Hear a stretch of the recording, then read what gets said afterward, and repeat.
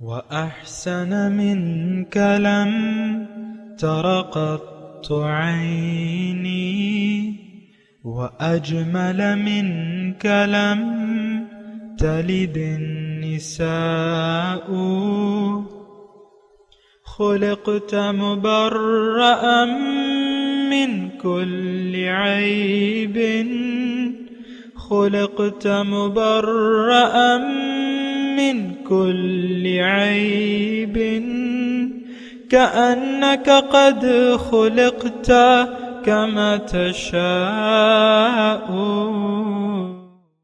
كتاب أنزلناه إليك مبارك ليدبروا آياته وليتذكر أولو الألباب. یہ کتاب برکت والی ہے جسے ہم نے آپ کی طرف نازل فرمایا ہے تاکہ دانش مند لوگ اس کی آیتوں میں غور و فکر کریں اور نصیحت حاصل کریں. اللہم صلی اللہ سیدنا محمد وعلی آل سیدنا محمد بعدد کل ذرۃ مئۃ الف الف مرۃ. سامعین و ناظرین کرام، السلام علیکم ورحمۃ اللہ وبرکاتہ. سامعین کرام، سورہ ذاریات آیت نمبر 56، درس نمبر 26 سیکنڈ میں آج کا موضوع، کیا ہم خالص اللہ تعالیٰ کی عبادت کا مطلب جانتے ہیں؟ اس کے ساتھ آج کے سبق کا آغاز کرتے ہیں. سب سے پہلے گزشتہ سبق کا اعادہ ہوگا. اعوذ باللہ من الشیطان الرجیم. پناہ مانگتا ہوں میں اللہ کی شیطان مردود سے. بسم اللہ الرحمن الرحیم. شروع اللہ کے نام سے جو بڑا مہربان نہایت رحم والا ہے. وما خلقت الجن والانس الا ليعبدون. اور میں نے جنوں اور انسانوں کو اس لیے پیدا کیا ہے کہ میری عبادت کریں. سامعین کرام، سورہ ذاریات آیت نمبر 56، وما خلقت الجن والانس الا لیعبدون. میں نے پیدا نہیں کیا، میں نے جنوں اور انسانوں کو اس کے سوا کسی کام کے لیے پیدا نہیں کیا کہ وہ میری بندگی کریں. یعنی انہوں نے میری بندگی کرنی ہے، یہ کام ہے جو انہوں نے کرنا ہے، اس کے نتیجے میں جو انعام ملے گا وہ مقصود ہے. مختصر بات میں آپ کو کہہ رہا ہوں اللہ تعالیٰ کی خاص عطا سے. دیکھیں، یہ موضوع بڑا اہم ہے. بہت سی غلط فہمیاں اعلیٰ سطح پر بھی بہت سی غلط فہمیاں پائی جاتی ہیں. ایک تو عبادت کا ہم نے یعنی جو معنی ہے وہ محدود کر دیا ہے. بہرحال اللہ تعالیٰ کی عطا سے میں آپ کو بتا رہا ہوں. دیکھیں، عبادت الا لیعبدونی، کہ وہ میری عبادت کریں، اطاعت کریں، بندگی کریں. ترجمہ میں نے اب دیکھیں، یہ لفظ جو ہے یہ عبادت، عبد، یعنی یہ بنیادی طور پہ جو غلامی ہے اس سے مشتق ہے. عبداللہ، اللہ کا غلام، اللہ کا بندہ، جو بھی آپ کہہ لیں. یہ بندہ تو ہمارا پھر ترجمہ ہم کرتے ہیں نا، عبداللہ، اللہ کا غلام. اگر آپ دیکھیں شان نزول کے حساب سے تو اس وقت غلامی کا رواج تھا اور سارا لٹریچر، گرامر، یہ عربی کا جو بھی استعمال ہوا ہے، غلام کے لیے عبد کا لفظ استعمال ہوا ہے. حضور صلی اللہ علیہ وسلم کی بھی غلام تھے اور باقی لوگ تو عبد کا لفظ استعمال ہوا، غلام. لیکن یہ بات دیکھیں، میں اس لیے کر رہا ہوں کہ اس میں بڑی یعنی وسعت ہے. صرف اس عبد کے لفظ کو اگر ہم سمجھ لیں تو بات تو یہی ہے. ایک بات جو اگر میں آپ کو کہوں اللہ تعالیٰ کی خاص عطا سے، تو غلامی میں نجات ہے، بادشاہی ہے، کامیابی ہے، معراج ہے اللہ کی غلامی میں. بس یہ مختصر لفظ ہے. اب غلام اگر اس وقت کے، آج کل تو غلام نہیں ہے لیکن آج کل نوکر ہیں، لیکن نوکر کا یہ ہے کہ ایک محدود 8 گھنٹے کا ٹائم ہوتا ہے. آپ نے کسی نوکر کو رکھ لیا اپنے لیے تو آپ جو کہیں گے وہ کرے گا. آج کل تو جو نوکری ہے، مثال کے طور پہ ایک اکاؤنٹنٹ ہے، آپ اپنے دفتر میں رکھ لیتے ہیں اکاؤنٹنٹ، تو کسی دن آپ کا کھانا پکانے والا نہیں آیا، خانسامہ نہیں آیا، تو اس کو آپ یہ نہیں کہہ سکتے کہ تم ذرا کھانا پکا لو جا کے، اگرچہ وہ فارغ ہو، پھر بھی آپ نہیں کہہ سکتے. وہ کہے گا میری تو بس ایک ڈیوٹی ہے، وہی میں کروں گا. تو یہاں تو بات محدود ہو جاتی ہے نوکری. اور غلامی جو ہے وہ ایک وسیع لفظ ہے، اور اس دور کے حساب سے غلام اپنی جان کا بھی مالک نہیں ہوتا تھا.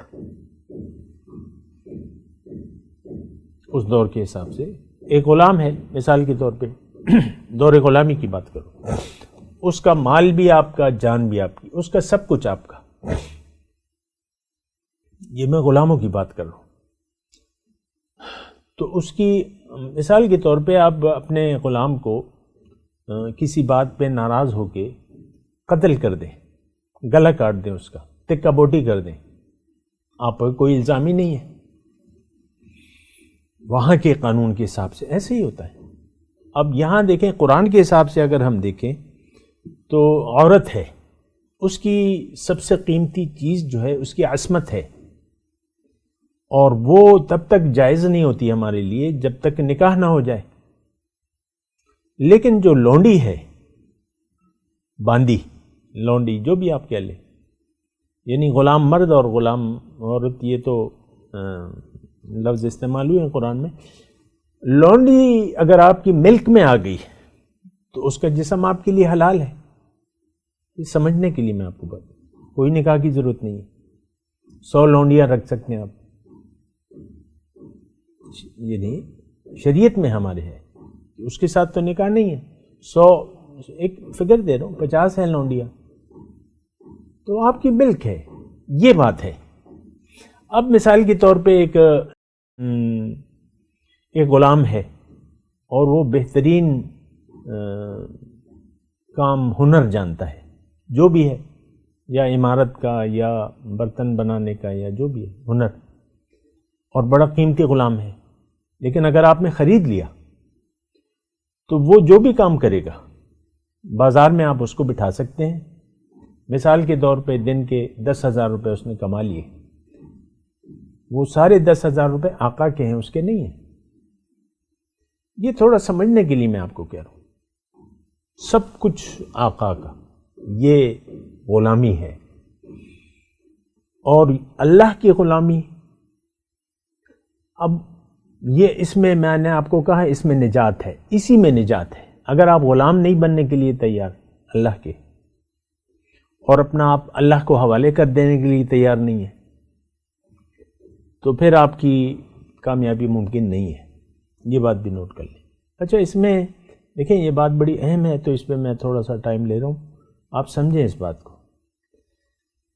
ہم تو اس طریقے سے اللہ کو اپنے آپ کے حوالے نہیں کرتے، اور یہ تو ایک الگ بات ہے. لیکن جو بیعت اللہ تعالیٰ نے حکم دیا ہے، بیعت، کہ میں نے ان اللہ اشتری من المؤمنین انفسهم واموالهم بان لهم الجنہ، اللہ نے مومنوں سے ان کی مال و جان کا سودا کر لیا ہے، اس کے عوض میں ان کو جنت ہے.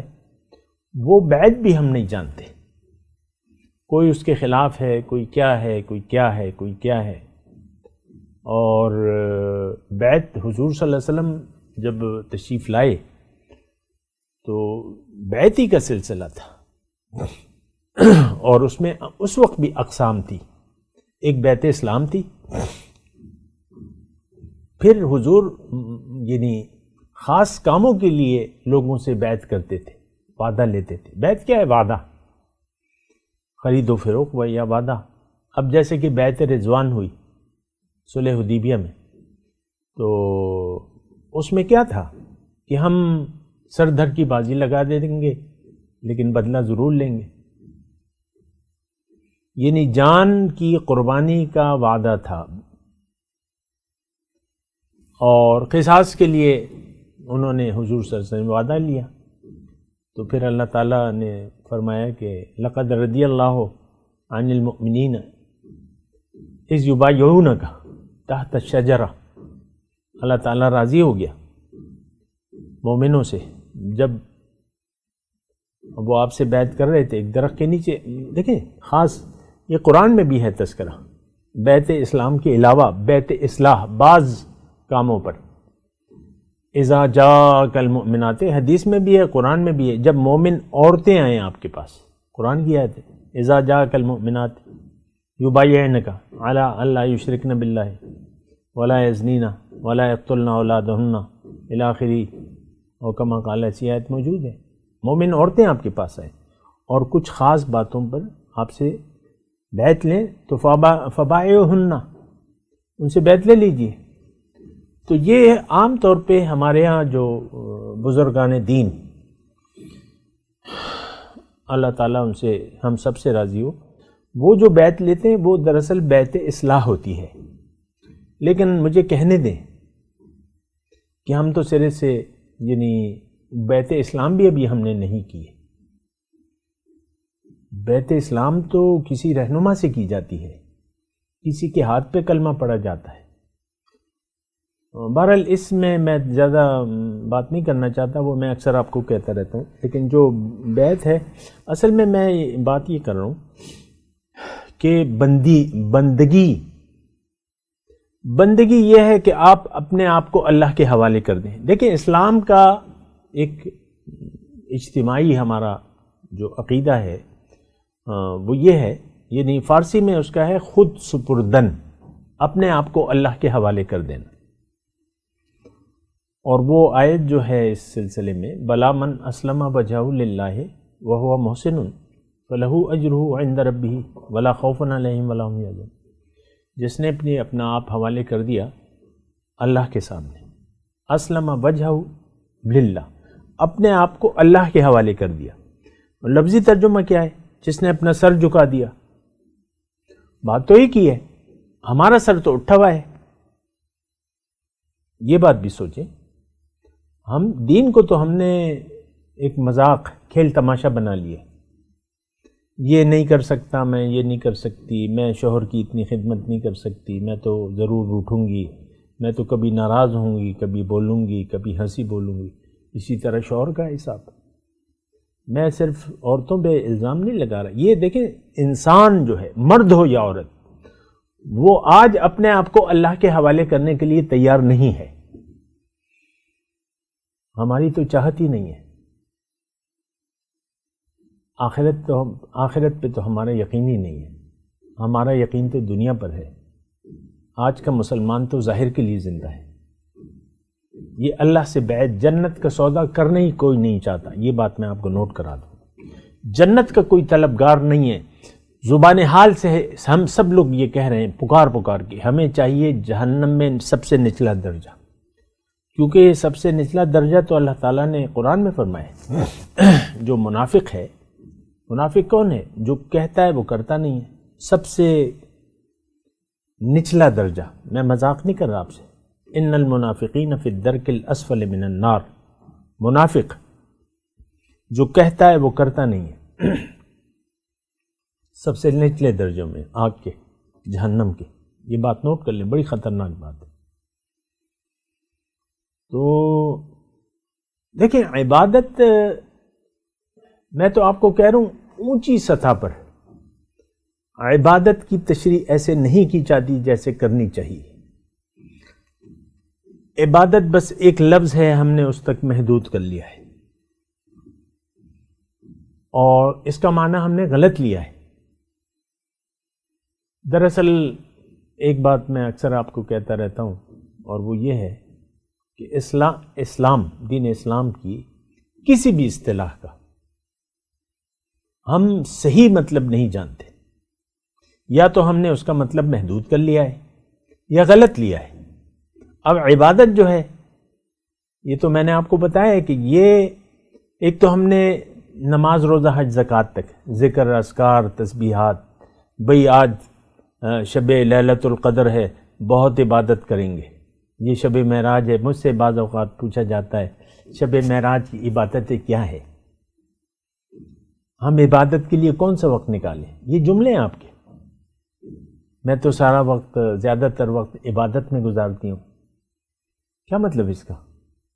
نماز، روزہ، نوافل، تسبیحات، قرآن کی تلاوت وغیرہ، یہی آپ کا مطلب ہوتا ہے؟ چلو تھوڑی سی اب اللہ کی عبادت بھی کر لیں۔ یہ بڑی خطرناک سوچ ہے جو ہمارے ذہن میں ڈیولپ ہو چکی ہے۔ اسلام اللہ کے، اپنے آپ کو اللہ کے حوالے کر دینے کا نام ہے،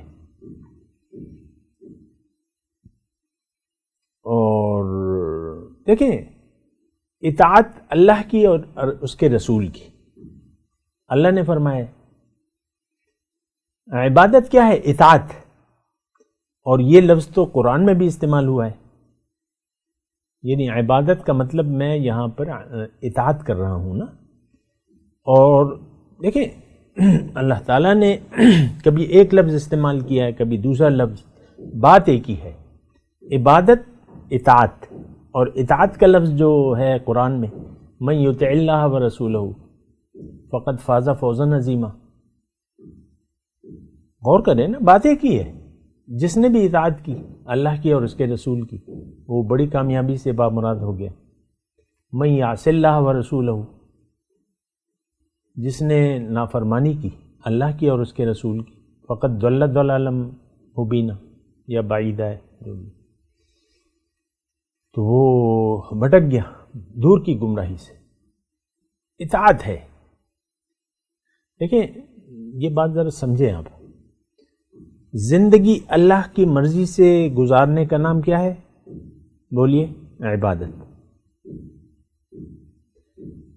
اللہ کی مرضی کے خلاف زندگی گزارنا یہ نافرمانی ہے، یہ کفر ہے، یہ شرک ہے، یہ ظلم ہے، یہ فسق ہے۔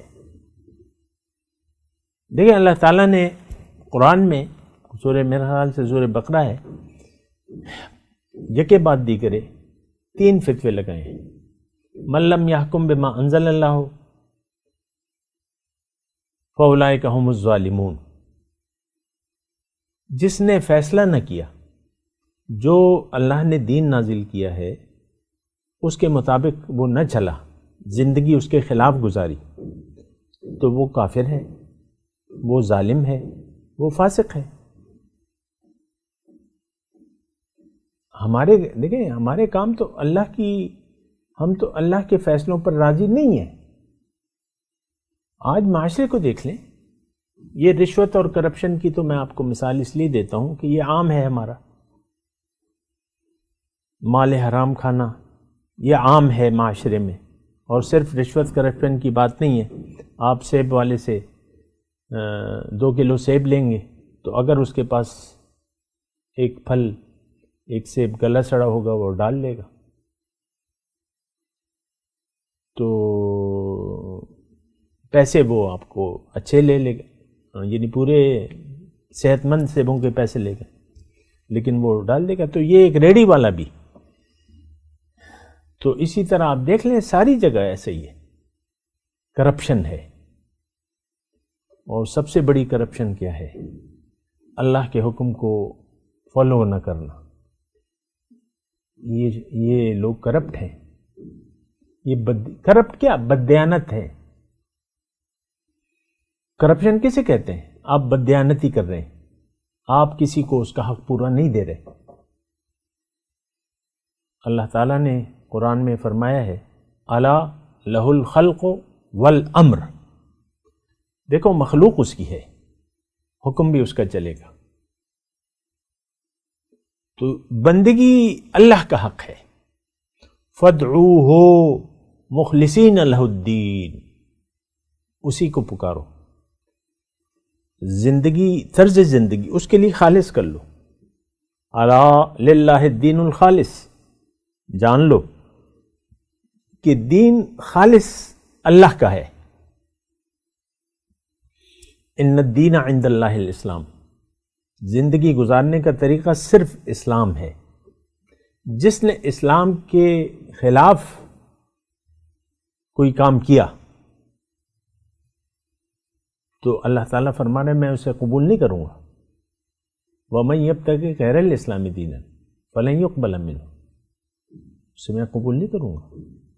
یہ کرپٹ ہے، یہ دغا بازی کر رہا ہے، یہ وعدے کو توڑ رہا ہے، یہ امانت میں خیانت کر رہا ہے. فَلَن يُقْبَلْ وَهُوَ فِي الْآخِرَةِ مِنَ الْخَاسِرِينَ، اور یہ انجام کار نقصان میں ہوگا. دیکھیں آیت المنافق ثلاثۃ مشہور حدیث ہے.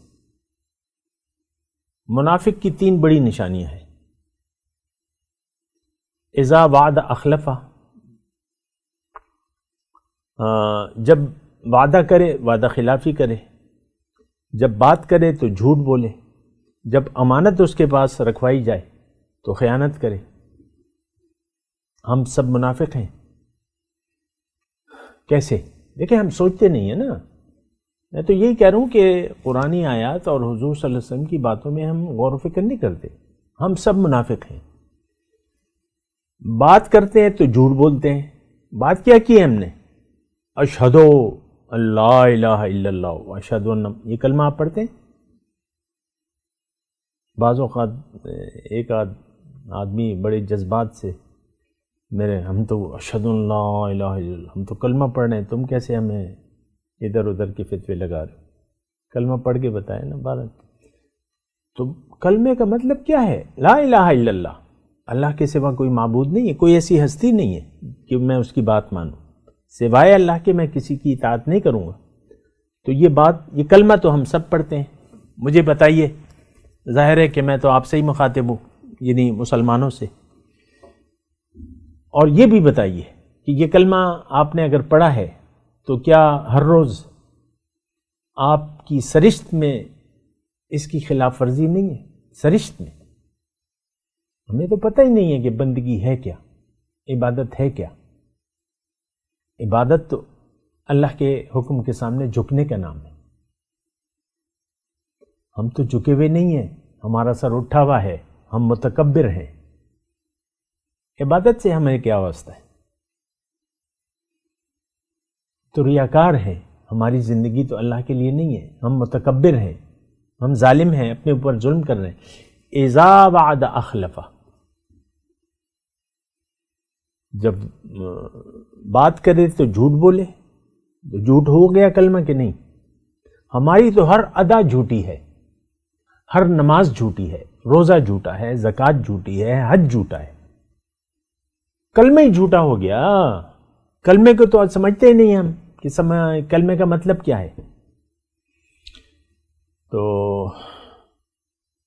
کلمے کا مطلب ہم نہیں جانتے، نہ جاننا چاہتے. اور اگر کوئی بتا دے ہم اسے دور سے سلام کہہ دیتے، بھئی یہ اسلام تو ہمیں نہیں چاہیے، تم جانو تمہارا اسلام جانے. مجھ سے کہتے ہیں لوگ کہ ہم جو روایتی مسلمان ہیں بس ٹھیک ہے. میری مجلس میں بھی بعض لوگ ایسے آ چکے ہیں، یا مجلس میں کچھ عرصہ رہتے ہیں 5 سال 10 سال، پھر وہ مایوس ہو کے چلے جاتے ہیں. یہاں ان کی دال نہیں گلتی. خواہشات نفس تو نہیں ہے اسلام میں. خواہشات نفس جو ہے وہ ہلاکت انگیز چیز ہے. بہرحال وہ میں حدیث بیان کر رہا تھا کہ جب بات کرے تو جھوٹ بولے، وعدہ کرے تو وعدہ خلافی کرے. یہ کلمہ طیبہ کیا ہے؟ یہ وعدہ ہے. میں شہادت دیتا ہوں اس بات کی کہ آئندہ میں اللہ کے سوا کسی کی بات نہیں مانوں گا اور محمد رسول اللہ کے طریقے کے مطابق زندگی گزاروں گا. یہ کلمے ایک وعدہ ہے. یہ پورا کلمہ جو طیبہ جو ہے یہ وعدہ ہے جناب. ہم تو کسی چیز سے واقف بھی نہیں ہیں. ہمارا تو ایمان ہے ہی نہیں. دیکھیں کہنے دیں مجھے یہ بات، ہمارا یقین تو دنیا پر ہے، آخرت پہ تو ہمارا یقین ہے ہی نہیں. تو وَإِذَا وَعَدَ أَخْلَفَ وَإِذَا اؤْتُمِنَ خَانَ، اور امانت میں خیانت کرے. یہ جسم میرے پاس جو زندگی ہے، جو بھی ہے میرے پاس، مال اولاد، اللہ تعالیٰ نے مال اولاد کا انما اموالکم و اولادکم فتنہ ہے نا، تو اس میں ہم خیانت کرتے ہیں. ہم اپنی مرضی سے زندگی گزارنا چاہتے ہیں، اللہ کی مرضی سے نہیں.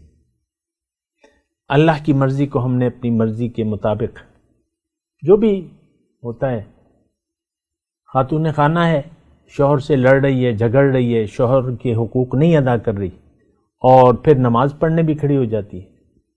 اسی طرح اس کا میاں ہے، بیوی سے برا سلوک کر رہا ہے، پھر نماز روزہ بھی کرتا ہے. تو دیکھیں آج کا جو اسلام ہے یہ ہماری مرضی ہے، یہ اسلام نہیں ہے. ایک بات میں آپ کو یعنی واضح طور پہ بتا دوں، ہمارا خدا خواہشات نفس ہے.